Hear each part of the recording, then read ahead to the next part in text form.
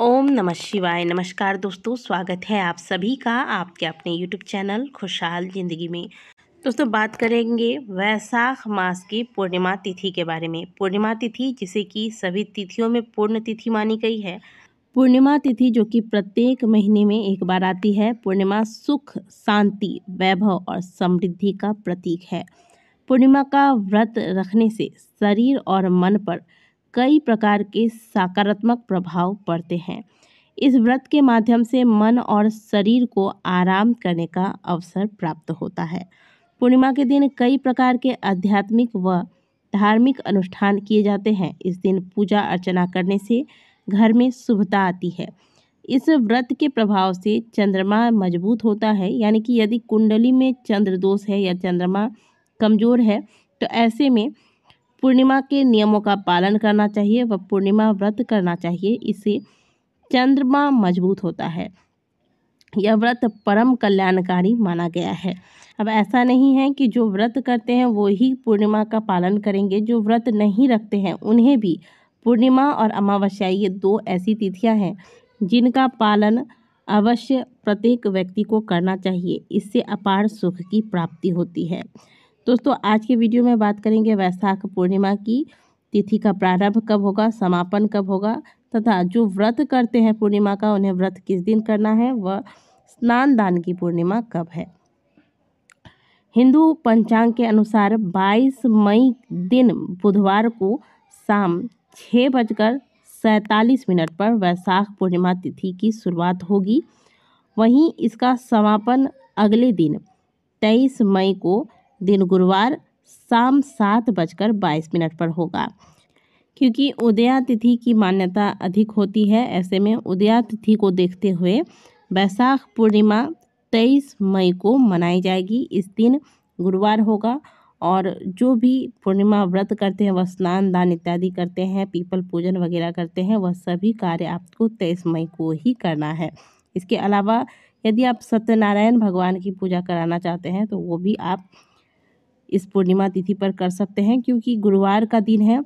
गुरुवार का दिन तो वैसे भी भगवान विष्णु का दिन है और ऐसे में यदि आप घर पे सत्यनारायण भगवान की कथा का आयोजन करवाते हैं तो यह अत्यंत शुभ फलदायी होगा। तो जो भी स्नान दान व पूजा पाठ इत्यादि करना है आपको वह 23 मई को करना है। इस दिन गुरुवार है।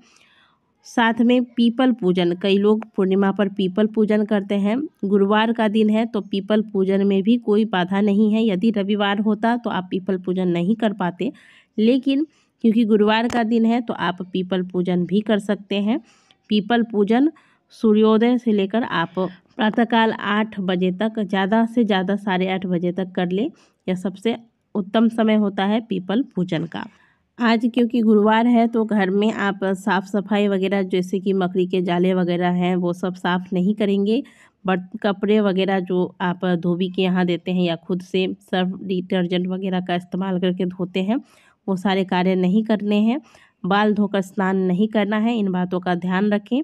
स्नान आज के दिन प्रातःकाल जितना जल्दी हो सके उतना जल्दी कर लें।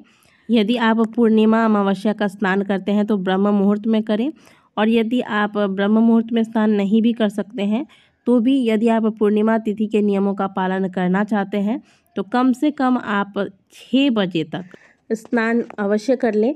और आज जब आप स्नान करेंगे तो स्नान के जल में थोड़ा सा गंगा जल और हल्दी डालकर स्नान करें। इससे आपको गंगा स्नान का लाभ तो मिलेगा ही, साथ ही यदि आपकी कुंडली में गुरु ग्रह कमज़ोर है तो इससे गुरु ग्रह बलवान होता है।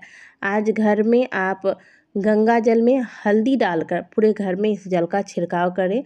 इससे घर की समस्त नकारात्मक ऊर्जाएं समाप्त होती है तथा घर में सुख समृद्धि का वास होता है। ये कार्य अवश्य कर लीजिएगा। घर के मुख्य द्वार पर आपको स्वस्तिक का निर्माण करना है। एक तरफ आप रोली से स्वस्तिक बनाएं और एक तरफ हल्दी से स्वस्तिक बनाएं।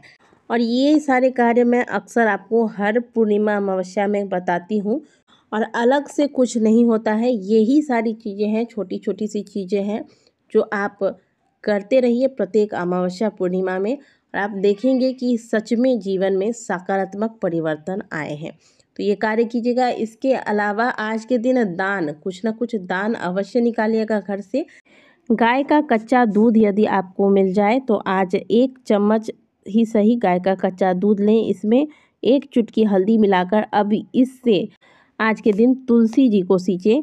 थोड़ा सा गाय का कच्चा दूध और हल्दी तुलसी जी को अर्पित करने के बाद फिर आप जैसे आप नॉर्मली प्रतिदिन जल चढ़ाते हैं उस प्रकार से जल चढ़ाकर तुलसी जी के समक्ष धूप दीप इत्यादि दिखाकर परिक्रमा करें। दोस्तों कहा जाता है कि तुलसी में नारायण संग माता लक्ष्मी का भी वास होता है, तो इसीलिए इस विधि से जब आप तुलसी जी की पूजा करते हैं तो आप पर माँ तुलसी के साथ साथ भगवान विष्णु और माँ लक्ष्मी की भी कृपा बनी रहती है, घर में सुख समृद्धि आती है। यदि आपके घर में आपने केले का वृक्ष लगाया है, केले का पौधा है जिसकी आप प्रत्येक गुरुवार को पूजा करते हैं, तो आज बहुत ही सुंदर सा दिन है। आज यदि आप प्रत्येक गुरुवार को नहीं भी करते हैं लेकिन घर के आसपास केले का जड़ आपको मिल जाए तो आप आज 1 लोटा जल लें, इसमें थोड़ा सा मुनक्का डाल दें यानी कि किशमिश, थोड़ा सा गुड़, चना दाल और 1 चुटकी हल्दी, और इससे आप केले के जड़ को सींचें भगवान विष्णु का ध्यान करके। दोस्तों वनस्पति शास्त्र के अनुसार जब हम भगवान की पूजा किसी वृक्ष के माध्यम से, किसी पौधे के माध्यम से करते हैं, किसी वनस्पति के माध्यम से करते हैं तो वह शीघ्र फल दिखाता है।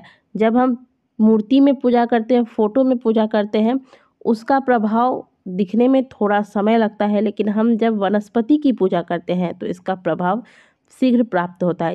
तो आज के दिन केले के जड़ को अवश्य सींचें, भगवान विष्णु के समक्ष घी का दीपक लगाएं, भगवान को हल्दी का तिलक लगाएं, पीले पुष्प, पीली मिठाइयाँ, पीले फल इत्यादि भगवान को अर्पित करें। आज के दिन माता लक्ष्मी का भी भगवान के साथ पूजन करें, माता को लाल पुष्प बेलपत्र अर्पित करें।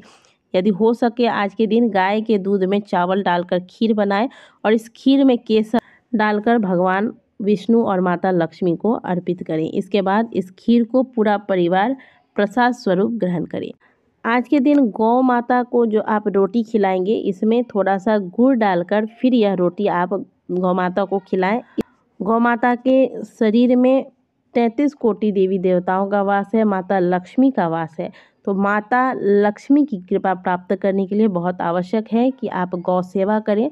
और आप प्रतिदिन नहीं कर सकते तो ये जो खास दिन हम आपको अपने वीडियोस के माध्यम से बताते रहते हैं, जैसे कि एकादशी का दिन हो गया या फिर पूर्णिमा हो गया, अमावस्या हो गया, इन खास दिनों में गौ माता की सेवा कम से कम अवश्य करें। और अमावस्या हो या पूर्णिमा हो, जब भी ये 2 तिथि आए एक बात गांठ बांध लीजिए कि अपने भोजन की शुद्धता का आपको ध्यान रखना है। आज के दिन मांस, मदिरा इत्यादि का सेवन भूल से भी नहीं करना है, क्योंकि ये जो है ये वर्जित कार्य है। इन पावन तिथियों में इन कार्यों को करने के लिए शास्त्रों में सख्त मनाही है, तो ये कार्य करने से बचें। यदि इन बातों का ध्यान आप पूर्णिमा तिथि पर रख लेते हैं और जो चीज़ें आपको बताई गई हैं इनमें से एक आध चीज़ें भी अगर आप कर लेती हैं तो आपके जीवन में आने वाली कई ऐसी समस्याएं हैं जो अपने आप ही समाप्त हो जाएंगी। कई ऐसी समस्याएं भी हैं जो आपके जीवन में प्रवेश ही नहीं करेंगी इन नियमों के प्रभाव से। तो दोस्तों आशा करते हैं कि वैशाख पूर्णिमा पर दी गई ये जानकारी आपको अच्छी लगी होगी। वीडियो अगर आपको अच्छी लगी तो वीडियो को लाइक ज़रूर कीजिएगा, कमेंट बॉक्स में हर हर महादेव अवश्य लिखिएगा। मिलते हैं आपसे अगली वीडियो में, तब तक के लिए ओम नमः शिवाय, हर हर महादेव।